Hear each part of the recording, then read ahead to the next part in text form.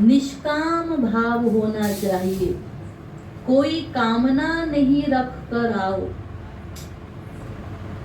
अगर कामना को लेकर आप भक्ति करेंगे तो आप नास्तिक हो जाएंगे, क्योंकि उसमें कभी कामना पूरी होगी, कभी नहीं पूरी होगी। थोड़ी देर के लिए पूरी हुई इच्छाएं तो आप आस्तिक बन जाएंगे, दूसरे दिन फिर आपने कामना शुरू की, कामना लेकर भगवान के यहाँ फिर आए, क्योंकि आदत पड़ी हुई है कामना बनाने की।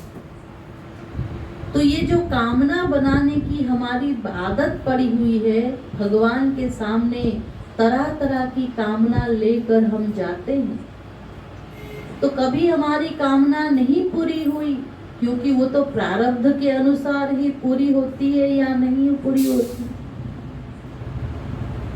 तो नहीं पूरी हुई कामना तो आप कहेंगे भाड़ में जाए भगवान, नास्तिक हो जाएंगे।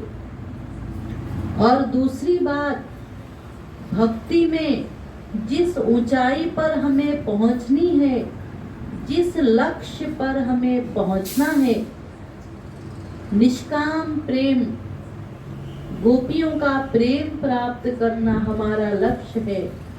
हमारे आचार्य गोपी प्रेम के ही महापुरुष हैं, तो वो हमें उस ऊंचाई पर पहुंचाना चाहते हैं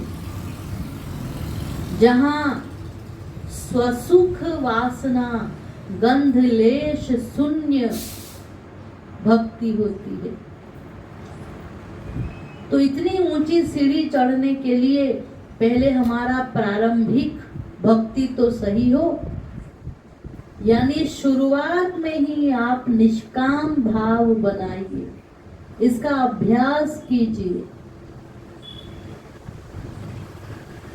हमारे श्री गुरुदेव कहते हैं कि अगर हमने लक्ष्य सही बना लिया है, भले ही हम 10 जन्म के बाद पहुंचे वहां पर,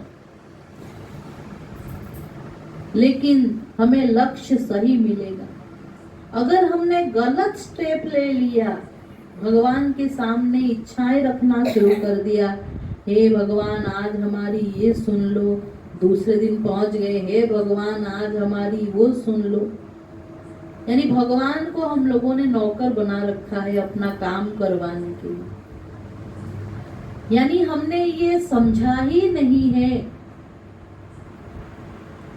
हमारा सुख भगवान में है कि संसार में है। तो अगर हम कहते हैं सुख भगवान में है, तो केवल भगवान की ही कामना बनाओ, और भगवान की भी जो कामना बनानी है वो भी अपने सुख के लिए मत बनाओ, हमें ये मिल जाए, हमें वो मिल जाए। प्रभु को सुख देने के लिए हर कामना बनाओ। आज ठाकुर जी का मैं ये श्रृंगार करूंगा, उससे ठाकुर जी को सुख मिलेगा। आज मैं ये हार पहनाऊंगा, उससे ठाकुर जी सुंदर लगेंगे। हर क्रिया में मैं खाना खा रहा हूँ, क्यों खा रहा हूँ? ताकि मैं गुरु की सेवा कर सकूं, ठाकुर जी की सेवा कर सकूं। मैं सोने जा रहा हूँ, क्यों सो रहा हूँ? ताकि शरीर को आराम मिले और सुबह उठ के फिर ठाकुर जी की सेवा में मैं लग जाऊं। अपने प्रत्येक कर्म में हरि गुरु को इंक्लूड करो, उठने में, बैठने में, खाने में, सोने में, हर चिंतन में उनको लाओ, और हर कर्म को, प्रत्येक कर्म को हरि गुरु को समर्पित करता हुआ करो। तो अगर ये प्रारंभ में हम अभ्यास करेंगे तो तब जाके हमें एक दिन लक्ष्य सही मिलेगा। यानी जिस सीढ़ी पर हमारे गुरुदेव हमें पहुंचाना चाहते हैं, उसके लिए हम सावधान रहें, उनकी वाणी सुने प्रतिदिन, भक्ति मार्ग संबंधित बातें सुने और समझें, क्योंकि ये थ्योरी है। अगर थ्योरी का नॉलेज हम सही नहीं रखेंगे तो फिर हम प्रैक्टिकल नहीं चल पाएंगे, प्रैक्टिकल साधना हमारी जीरो हो जाएगी। तो दूसरा शर्त है निष्कामता। निष्कामता का मतलब कामना रहित भक्ति करो। कुछ मांगो मत हरि गुरु से, संसार मत मांगो, उनका दर्शन मांगो, उनका प्रेम मांगो, उनकी सेवा मांगो। प्रेम क्यों चाहिए?